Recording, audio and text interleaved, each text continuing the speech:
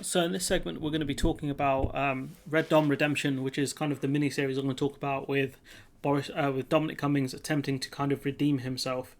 So we've got two clips to play. This one's a shorter one, confirming that Dominic Cummings says that. So we're going to be talking about Dominic Cummings saying that Boris Johnson did confirm. Boris Johnson did say the let the bodies pile high in their thousands. I do find it interesting that he refutes one of the claims in the Sunday Telegraph, but he says the BBC one is accurate, because that's interesting.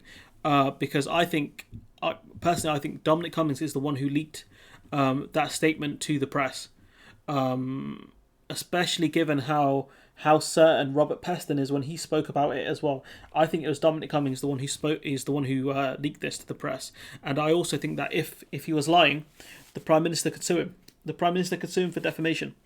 And if everyone's a real G until you get sued for defamation. So we'll see in it if Boris Johnson does that. Most likely he won't.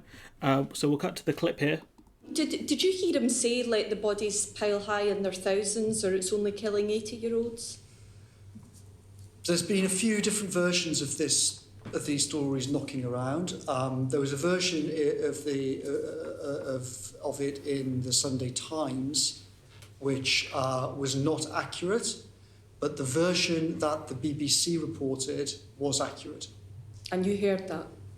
I heard that in the Prime Minister's study. So it says Sunday Times, not Sunday Telegraph.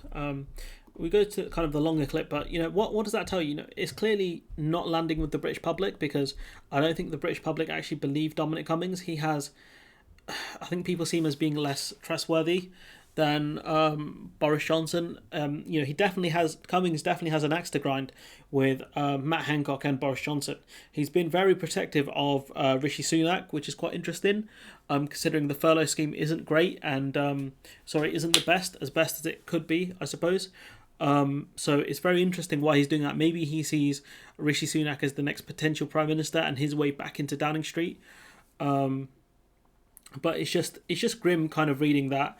If this man's accounts are accurate, which I think they are personally, it's terrifying, isn't it? Because he confirms the things that we thought about, that people were telling Boris Johnson the country needs to go into lockdown, and Boris Johnson's like, no, I don't think I will. But we've got some more audio here. This audio, credit to Best for Britain for getting these clips, but whatever audio software they're using to get these clips is just horrible. So apologies for the low quality audio, but they're the ones who are actually putting the clips up, so I have to respect them for that. Misunderstanding people have that because it nearly killed him, therefore he must have taken it seriously. But in fact, after the first lockdown, his view was he was cross with me and for others into what he regarded as basically pushing him into the first lockdown. His argument after that happened was, literally, quote, I should have been the mayor of Jaws and kept the beaches open. That's what he said on many, many occasions. So even when people were dying and the failed herd immunity strategy was basically they scrapped it in the end because the lockdown goes against herd immunity, Boris Johnson was still angry at his team because they allowed the lockdown to happen. And the simple fact is he wanted to keep the country open, because of the quote-unquote to protect the economy, which we know didn't happen, and it would have been more damaging to the economy, because if people don't feel safe going outside, they ain't going to go, buddy. They're not going to do it. And, death has a massive financial, but also, more importantly, a societal cost. And that's something Boris Johnson has never cared about. I wonder if his dad actually died of COVID, would he actually care then? But, who knows at that point? Probably wouldn't care. Probably been like, yeah, my dad died for the economy, and so should yours. But yeah, it does tell you how kind of callous he is. But the thing is, if these things were true, surely Dominic Cummings could have leaked these kind of things to the press. But he chose not to. This guy is claiming to be a hero and claiming to have some foresight on what was going on. But surely he should have been leaking this information to the press if he had so much foresight about what was happening at the time. So I don't really believe this guy when it comes to certain things. When he gives his account of, well, I was the one warning him. Were you, though? So he didn't think in July or September, thank goodness we were pushed, thank goodness we did the first lockdown, it was obviously the right thing to do, etc., etc. His argument then was, we shouldn't have done the first lockdown, and I'm not going to make the same mistake again. So that does sound... But he did, though. He did go into lockdown again, didn't he? After Christmas. Like arrogance. I don't know if arrogance is the right thing. It's just as I said in the earlier session, the Prime Minister took the view in January, February that economic harm caused by action against COVID was going to be more damaging to the country than COVID. And we could not persuade him that if you basically took the view of let it rip and not worry about COVID, you would get not just all the health disasters, but you would also then get a huge economic disaster, because if people are faced with not having any health system, which is what they were faced with in March if we'd gone down Plan A, or what we would have been faced with if we hadn't finally put the brakes on in October, then people are going to lock themselves down out of terror. And we can never persuade him of this argument. It's a good point there. I think people... I don't buy it fully. I think some people would have locked down. I feel like more and more companies would have moved to remote working, the ones that could. But people who worked in kind of retail and face-to-face customer roles, I don't think they would have been able to lock down and, shut themselves away. So they would have been heavily exposed. I'm not saying retail workers weren't heavily exposed. The ones that were, had to stay on, that couldn't be furloughed, like people who worked in shops and supermarkets, etc. But I don't think people would have personally locked down, because I don't think people would have been able to financially. The wealth gaps in this country are huge, and the people who work within certain sectors, clothing and whatever, non-essential retail, I guess we'll call it, I don't think they would have been able to lock down. I think remote access would have been increased for workers, but I don't buy into his argument that people would have locked down themselves, because you wouldn't be able to financially. It'd be very difficult. So yeah, I kind of disagree with Cummings here. I get what he's saying, but I disagree with him with the people locking themselves down part, at least for the most bit, anyways. He also essentially thought that he'd been gamed on the numbers in the first lockdown.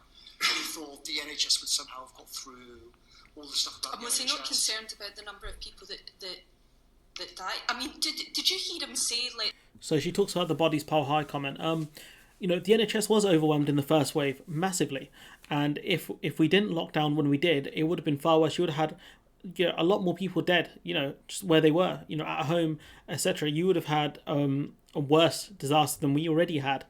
And it was bad during the first wave. It was really bad. A lot of people died that didn't need to. A lot of people in care homes died, and they weren't able to go to the hospital.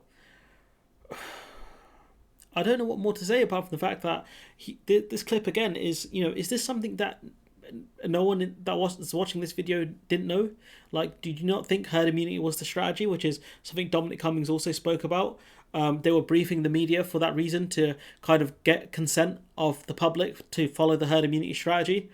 We know this to be true. Dominic Cummings has confirmed this, and the only thing we're getting is confirmation about some of the things that happened, because again, I don't really believe this guy's in some of the things he's saying, but we can tell Boris Johnson didn't care about ordinary people. But does that surprise anyone? Because he's never cared about ordinary people. The only good thing is when the inquiry happens, at least we have some confirmation, and Boris Johnson can say these claims are unsubstantiated. But if that's the case, sue him. Sue Dominic Cummings. He's a wealthy person. I think he owns a flat in London, right? That's worth a bit of money. His family are rich anyways. I think he might own some farmland up in Durham. So sue him, get some money out of him, because, Prime Minister, you're broke, fam, from what I've read. You're struggling to live. So sue Dominic Cummings, get some money. Unless, of course, you're not telling the truth, and Dominic Cummings is. And therefore, what that means is these comments are actually true, because I think they're true. If that's the case, Boris, then I would keep your head down. It's the smart thing to do, and that's what he's doing. He's saying, these quotes aren't true, and we should look to the future, not the past, and all this rubbish. When, he didn't care about your relative dying. If you have a relative that died of COVID, Boris Johnson doesn't care, because at the end of the day, he survived it, even though it apparently, really took the life out of him, literally. He doesn't care about you. But, he never has. Conservatives don't care about ordinary people. They only care about rich people and party donors. And if you're not one of those two, then why would they care about you? They've just let your grandparent die. They've let an elderly relative die. But their race is run right. They're a drain on the system, according to people like Boris Johnson. But look, anyways, I'm going to leave it there. Let me know what you think in the comments below. Like, comment, share, subscribe, and hopefully I'll see you in the next one.